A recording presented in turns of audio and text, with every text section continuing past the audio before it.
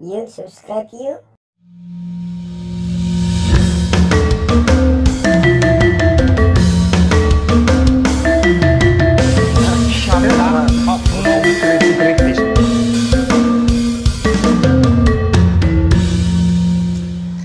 Assalamualaikum warahmatullahi wabarakatuh. Waalaikumsalam warahmatullahi wabarakatuh. Kali ini sesi Chaotish, Om kedatangan sahabat Om di STBA. Beliau ini mengajar bahasa asing ya Pak? Di Betul. STBA Bandung ya? Iya, ya Pariaba Bandung. Boleh Pak kenalkan namanya Pak? siap. Ya, oke. Perkenalkan, nama saya Januar. Biasa kalau di kampus atau di tempat-tempat pengajaran tuh saya perkenalkan diri dengan nama Jansen. Apa itu? Januar Sensei. Oh, Sensei. Iya, gitu. Jadi disingkat Jansen. Guru ya bahasa Jepang? Guru ya, bahasa Sensei. Jepangnya dari guru Sensei gitu. Oke. Katanya Bapak selain mengajar bahasa Jepang juga aktif di dunia pengajaran BIPA ya? Iya. Bahasa Indonesia untuk penutur asing. Betul sekali, Betul. Om Ke- Dian. Kemarin itu pengalaman di Filipina ya, pernah di Filipina mengajar bahasa Indonesia. Betul. Lalu sekarang ke Jepang untuk mengajar bahasa Indonesia juga gitu ya. Betul, seperti itu. Waktu itu bisa diceritakan sedikit itu untuk yang pengalaman ya? mengajar BIPA. Iya, sebenarnya awalnya saya ke Filipina itu tidak hanya mengajar bahasa Indonesia aja Pak. Sebenarnya saya dibutuhkan di sana untuk pengajar keturunan orang Indonesia. Oh, ceritanya orang Indonesianya. Orangnya, jadi mereka nikah di sana dengan orang Filipina, terus ada keturunannya. Kebanyakan sih kita sebutnya less fortunate ya, artinya nggak begitu mapan ekonominya dan sebagainya. Maka pemerintah mengirimkan guru bantuan ke sana. Salah satu diantaranya adalah saya. Nah di sana saya kenal BIPA gitu. Di sana saya mengajarkan bahasa Indonesia dulu ke anak-anak karena kurikulum yang diajarkan itu ya kurikulum Indonesia, bukan kurikulum Filipina gitu. Dan bahasa yang diantarkan juga sebaiknya bahasa Indonesia karena bahasa Inggris juga ternyata orang sana nggak terlalu ngeh juga gitu. Oh iya, padahal di Filipina Padahal iya, karena Filipinnya sisi Pak. Oh. Mindanao paling pinggir lagi gitu. Jadi memang agak susah juga pakai bahasa Inggris. Jadi akhirnya pakai bahasa isyarat dan terpaksa mengajarkan bahasa Indonesia kurang lebih selama 1,5 tahun. Itu lebih dekat ke Indonesia berarti Mindanao ya? Lebih dekat. Jadi apa itu Sumatera Utara Sulawesi Utara Sulawesi ya? Utara, Manado Sangihe ke atas Mindanao gitu. Nah, dari sana baru saya ngeh gitu. Kan saya ngajar bahasa Jepang gitu ya, ke sana ngajar PKN, bahasa Indonesia dan lain sebagainya, pokoknya pelajaran SMP deh. Nah, di sana baru oh iya ya, kalau kita keluar negeri apa sih yang dihargain gitu kan. Nah, itu dia. Apa sih yang kita bisa bawa ketika saya harus menjelaskan Indonesia? Saya nggak bisa Pak. Pak, Kok kalau gimana? Indonesia gimana? Kalau Bapak nanya, Pak Jepang gimana? Nah, saya bisa ngejelasin Jepang tuh. Bangsanya gini, kalau bangsa Indonesia kayak gimana sih Pak? Nah, mulai dari sana saya belajar. Jadi kayak gimana sih orang Indonesia, mengenal Indonesia kan. Kalau ditanya ini misalkan gini ya, anak-anak aja di kelas. Coba kalian sebutin budaya Indonesia yang kalian tahu. Tebak apa jawabannya? Apa? Ngaret. Apalagi julid gitu. Anak-anak sekarang masih jawabnya ke situ. Nah, saya bilang itu tidak menjadi promosi gitu. Itu menjadi promosi. Makanya dari situ pun saya kan berpikir, oh iya sama ngaret gitu kan. Selalu ya intinya inkonsisten ya. Orang Indonesia kebanyakan gitu. Oknum-oknumnya gitu. Jadi itu yang kebawa gitu di pikiran saya dan akhirnya kalau saya ceritakan ini ke murid-murid saya yang secara mereka keturunan Indonesia dan yang mengenal Indonesia nggak bagus gitu. Yang menarik yang menarik itu pengalaman saya mengajar ilmu budaya juga Pak. Saat mahasiswa Indonesia nih ditanya, mahasiswa kita di sini di Bandung ditanya itu yang mana sih budaya Indonesia? Memang hampir semuanya tuh bingung menjawab. Iya betul sama seperti itu.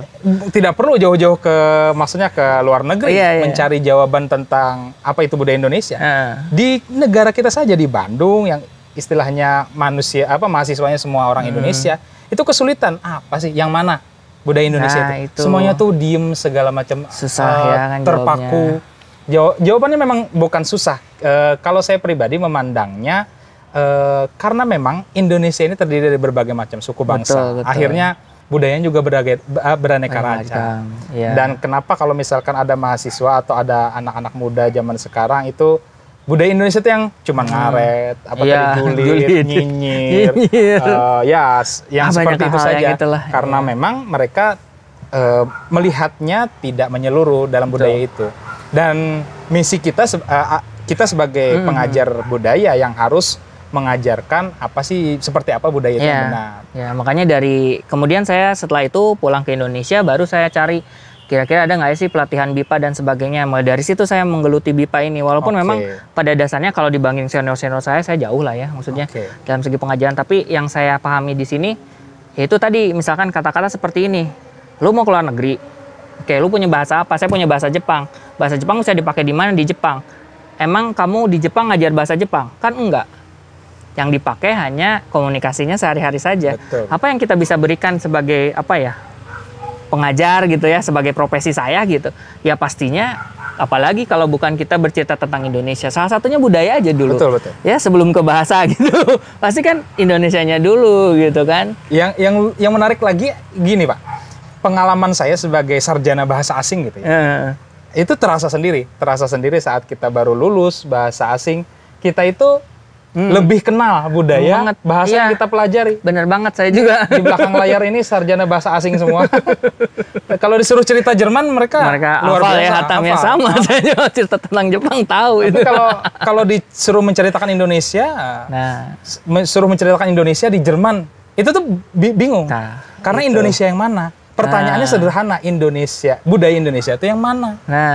Kalau orang ini, mohon maaf ya, kalau misalkan orang Jawa, kadang-kadang menganggap budaya Jawa itu adalah budaya Indonesia. Iya. Sementara saya yang berasal dari luar Pulau Jawa, itu lebih sensitif memandang budaya itu. Iya, memang.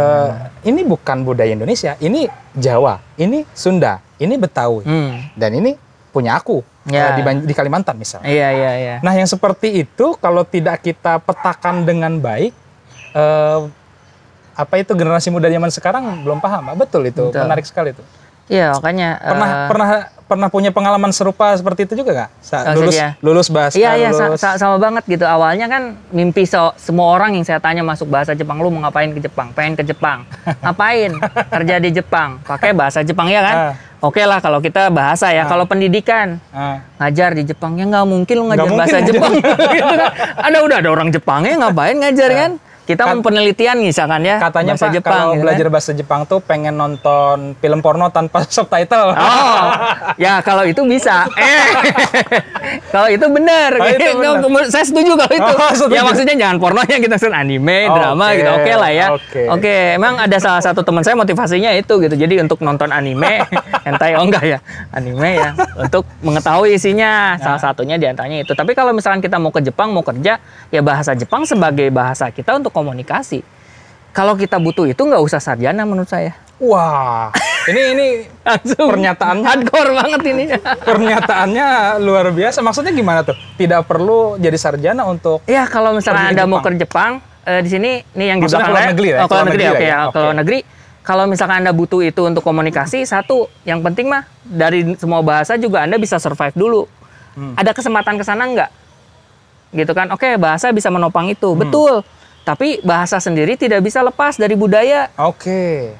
Ya, kayak misalkan kita nggak akan pernah tahu, kayak misalkan orang megang janggot ya di Arab katanya. Betul. Gue belum lihat ya katanya. Ya, megang janggot itu. Nggak ada janggotnya dipegang. Gitu. Buat apa? Buat ngeredain ini amarah. Kalau dia marah pegang aja janggotnya. Itu kita istighbar gitu. Istrinya yang marah. Istrinya yang marah. Gitu, nah itu juga penting gitu. Yang penting tadi satu, kita punya satu kesempatan ya buat kesana. Yang keduanya, bahasa itu kalaupun memang kita mau belajar di sarjana ya kita keilmuan intinya. Tapi kalau kita mau praktis ya kita kursus aja. Menurut saya mah gitu. Artinya secara tidak langsung peluang sarjana bahasa gitu untuk keluar negeri. Sarjana bahasa itu ya digunakan di Indonesia berarti ya Pak? Iya. Bukan di luar negeri digunakan. Betul. Sepakat, karena saya melihat seperti itu. Saya mengajar di luar itu bukan bahasa Jepang yang saya pakai atau bahasa Inggris, bahasa Indonesia yang laku. Betul. Makanya ya itu saya geluti dan akhirnya saya mengerti.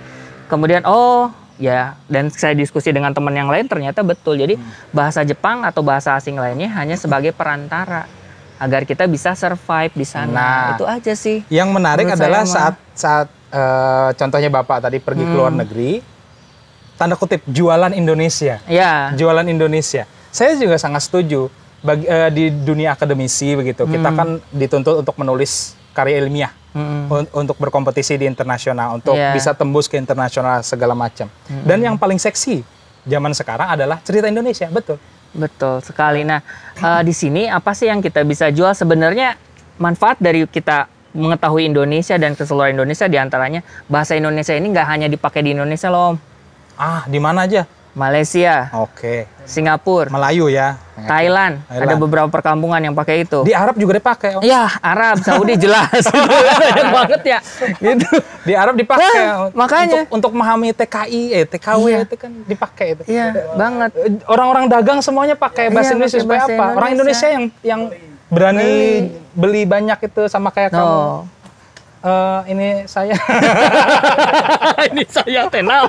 Disensor itu. Disensor. Iya benar. Jadi apa ya?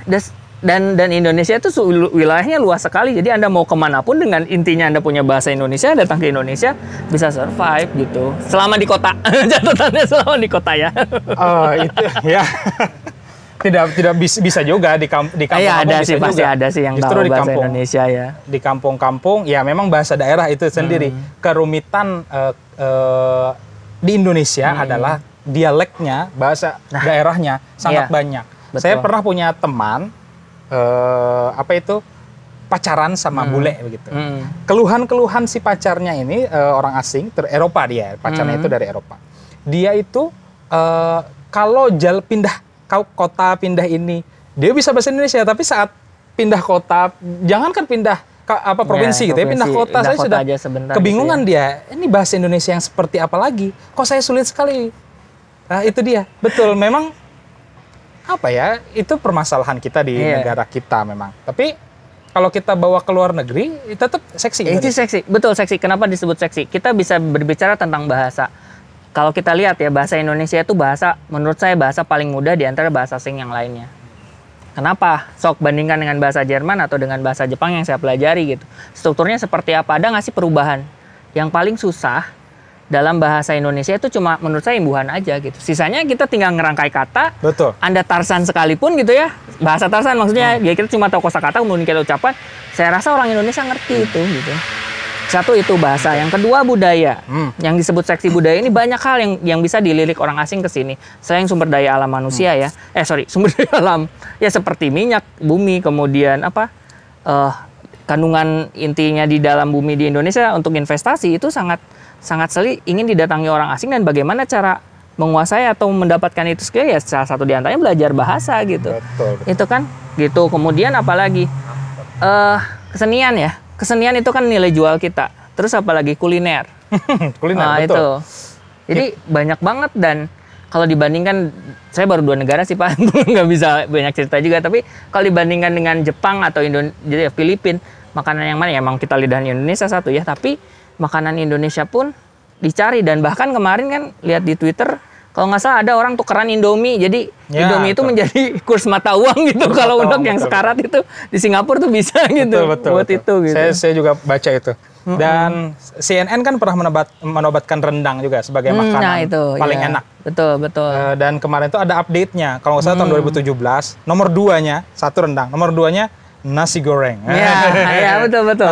Orang asing tuh pasti nanya nasi goreng itu gimana. Saya bilang, lu datang ke Indonesia mau yang mahal, mau yang di emperan atau mau di restoran, banyak nasi goreng. Saya datang aja sih. Jadi Bapak ini pengajar BIPA atau agent travel sebenarnya? Sebenarnya saya pengennya ngajarin bahasa Indonesia ya, bikin travel juga enggak kita. Tapi intinya yang kita perlihatkan di luar memang hal-hal Indonesia di antaranya kita tidak boleh menjelekkan satu itu ya, yang wawasan Nusantara itu kita penting banget tahu. Kalau kita ngajarin bahasa Indonesia atau kita berbicara dengan orang asing, jangan sampai kita menjelekkan bangsa sendiri. Jadi memang kita kenali dulu Indonesia itu apa tadi, seperti yang Om Dian bilang gitu kan. Kita kenali dulu Indonesianya, baru kita bisa bercerita. Ya, jangan sampai kita menceritakan hal-hal buruknya gitu. Betul. Itu eksesnya kan nggak semua orang kayak gitu loh gitu. Betul. Seperti itu. Jadi yang saya jual diantaranya adalah ya sebenarnya ketika mereka datang ke sini ya untuk menikmati kesenian, kuliner, bahasa, budaya dan lain sebagainya yang tadi Pak Dian. Itu orang asing ya? Untuk orang asing tentunya. Seksi gitu. Oke.